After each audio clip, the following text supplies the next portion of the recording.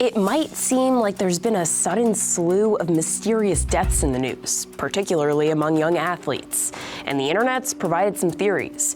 Lots of people are attributing the perceived uptick in unexplained deaths to the major medical factor of the last year and a half, the COVID vaccine. So what's the deal? Let's get this straight.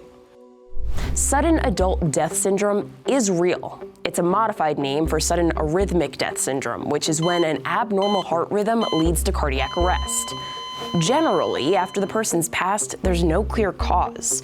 Dr. Payal Kohli, a cardiologist, says without knowing the cause, there's no way to correlate that death with anything. We've had the condition around for decades, and I think we're just probably having what's called an ascertainment bias, which is that we're just getting more reports or more people actually telling us about it, picking up on it, than we did before. Without necessarily knowing there's an increase in cases, Kohli says, experts can't point to a trigger for this perceived rise in frequency. When I specifically asked Kohli about connections to the COVID vaccines, she looked to the Vaccine Adverse Event Reporting System, a database that tracks reactions.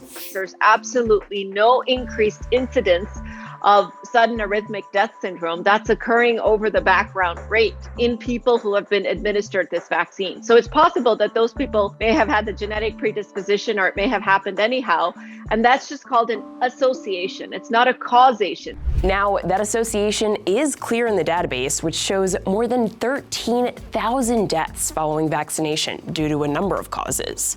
More than 60 of those people had myocarditis, which is inflammation of the heart muscle. And heart conditions can lead to SADs. The CDC absolutely acknowledges that cases of myocarditis reported to the Vaccine Adverse Event Reporting System have occurred after mRNA vaccination, especially in male adolescents and young adults. And here's the thing, you can also get myocarditis from a COVID infection itself. So with nearly 20% of sudden death cases among young adults linked to the condition, according to the Myocarditis Foundation, the question becomes, does the vaccine or the infection put you at higher risk?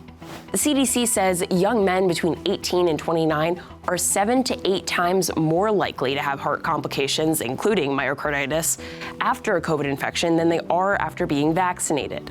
That's based on data from 40 healthcare systems in the US. So on paper, you're less likely to develop a heart condition with the vaccine than you are with the infection.